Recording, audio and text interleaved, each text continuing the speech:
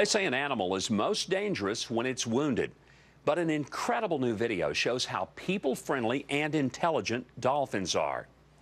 Now, professional scuba instructor Keller Laros was guiding a manta ray night dive off the coast of Hawaii's Big Island when a bottlenose dolphin approached them looking for help. The dolphin was tangled in a fishing line and had a tough time swimming freely. Keller worked for several minutes cutting the line and trying to remove the hook from the fin of the dolphin. And the dolphin patiently let him do it.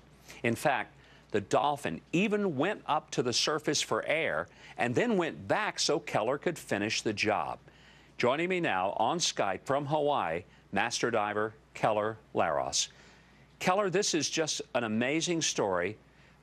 What did you think when the dolphin got this close to you?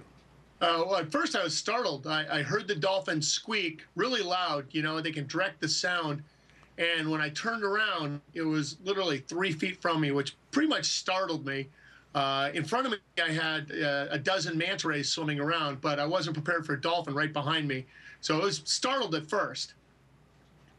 Did you know the dolphin needed help? I mean, was that obvious as to why he was coming to you? Well, initially, no. The dolphin swam by me, swam kind of slowly, and swam around the big circle of where all the divers and snorkelers were watching the manta rays. And I'd seen dolphins during the dive before. As the dolphin swam around, what was noticeable was that there was only one dolphin. Generally, when they show up, you know, they're very social, and so usually there's 2 or 3 or 4 dolphins. When it swam by me the second time, I noticed that it had a fishing line wrapped around its left pectoral fin, leading up to its mouth and then trailing off down by the side. And that's when I realized the dolphin was there because it was in trouble.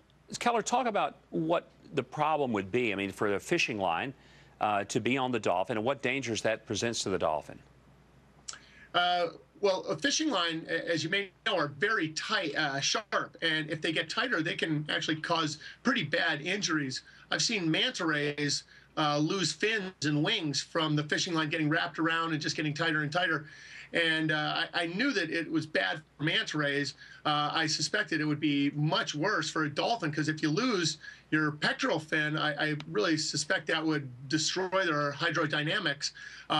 In addition to being very painful, I really didn't think the dolphin would survive if he lost that pectoral fin. And if we didn't get the fishing line off, I was pretty sure he would lose that fin. And Keller, I mean, it's not like your first dive. I don't even know if you've logged how many hours you've been underwater. But have you ever had anything like this happen? Ever? I've been a scuba instructor since 1985, and I've logged over 10,000 dives, and I've never had a dolphin approach me needing help. I've removed fishing hooks and fishing lines from many manta rays and even a couple of turtles, but for the dolphin to come right up, it was really a first. Now, the dolphin actually surfaced for air at one point and then came back to you. I find that just remarkable that he knew to not only go and get air, but he knew right where to come back, that you were going to finish the job. Well, you know, the dolphin was there clearly because it needed help. I think when the dolphin got entangled in the line, realized right away that it was in trouble. But being a smarter animal, the dolphin knew it needed help, and it knew where to find help, because we dive at that location 365 days a year. There's always people there. And so the dolphin had a problem, figured out a solution. The only thing the dolphin needed was somebody to help it. And I'm just glad I was at the right place at the right time, and I was able to do the right thing. Keller, are dolphins normally this trusting of human beings, or was it just because of the distress the dolphin was in that it was willing to, I mean, literally put its life in your hands? Well, I don't think they're necessarily trusting. Being wild animals, you know, they tend to be usually kind of shy or a little aloof.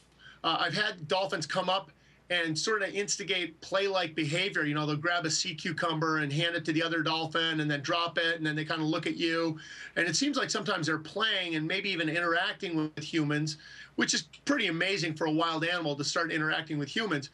But this one came, you know, not because it wanted to play, not because it was just swimming by and we happened to be there. This dolphin initiated contact with humans because it needed help. Well, Keller, it's a remarkable story, and I can't tell you how much we appreciate your sharing it and reminding us of just how smart animals really are. Thank you, Keller, so much for being here. You're welcome, Governor. Thank you for having me. Well, it's like I said earlier, even when I was sharing with you about my own personal story. Don't ever underestimate the intelligence of the animals. It's the humans sometimes we have to worry about.